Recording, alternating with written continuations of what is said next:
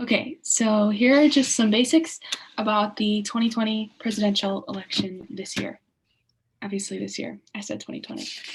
Anyway, so registration deadline in PA is October 19th. If you need to know where to register, you can just Google register to vote PA, and there's a billion different links. It takes like 2 minutes to do it online.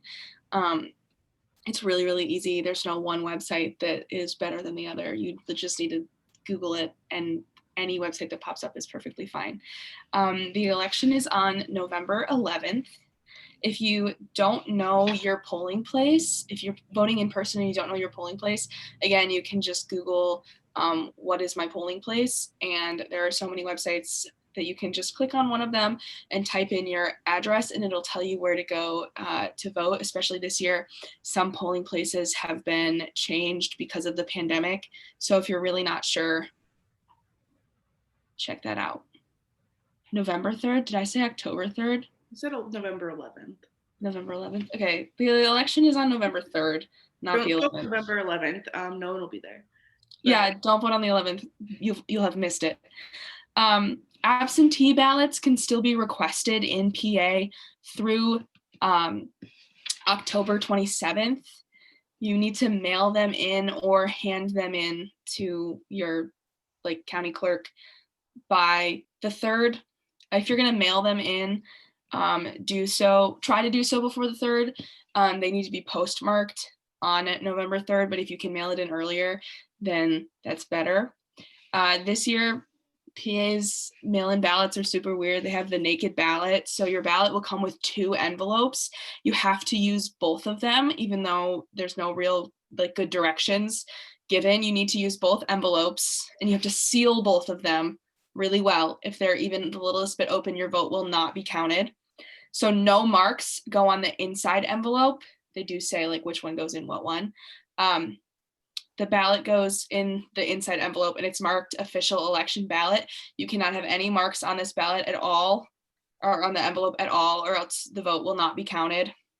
But you do need to sign and do your voter declaration on the outer envelope.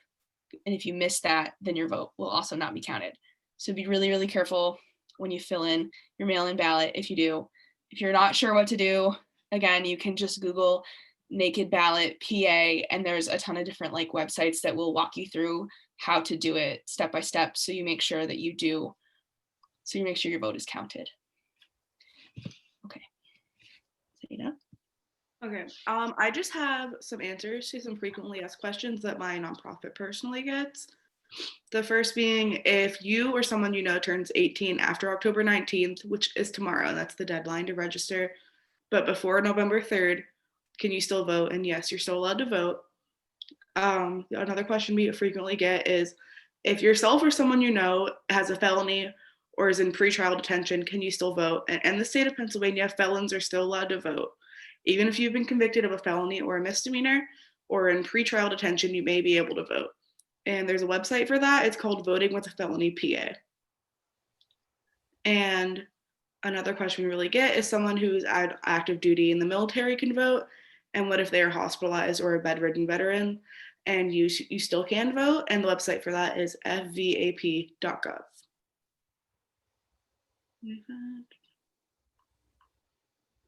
Another really common question we're getting this election is what to do if someone tries to interfere with your vote on the day of election day if you're voting in person.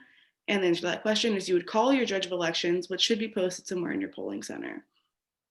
A quick note about voting in person this year, because polling places have been limited because of the pandemic. If you are planning to vote in person, you might want to allot more time than you think you might need, because some places have been waiting in line for 3 hours plus to vote. And as annoying as that is, if you really, really want to vote, which please do, you might want to allot more time than you'll think you need, and remember to social distance and bring a mask if you're doing that as well. If multiple people are voting at once, like you and a bunch of your friends are polling at the same place, you can go together and play heads up, I guess, play charades in the line. It might be a while, so bring something to do, I guess. And another note is that if you've never voted before, and this is your first time at a polling center, say your polling center changed, because as she said, polling locations have changed because of COVID. So please, please, please check that before November 3rd. You are going to need a copy of your ID. Now you can either use your voter registration card. There's a whole list of different IDs you can use, and we can have them post that on the UPU page if people are interested. There's also a website to check your voter registration to make sure everything's okay. And we can also link that. And you are allowed to drop in your mail-in or absentee ballot at the elections office on November 3rd. There's going to be a ballot box at the Erie County Courthouse. That's for Erie County specifically, but it should be the same for any other location in Pennsylvania. And you already mentioned Vote PA, the website. Yeah.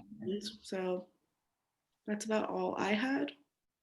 Yeah. You can, if you are planning to vote in person, I think you can still change your voting location up for like another week or so. I don't know exactly the deadline, but I'm pretty sure you can. Again, you can just like Google that if you're not 100% sure. If you don't want to go home to vote in person and you don't want to request a mail-in ballot, I'm pretty sure you can change your polling location. It's pretty easy, I think. Yeah. I think that's it. Go ahead. All right, awesome. Thank you guys.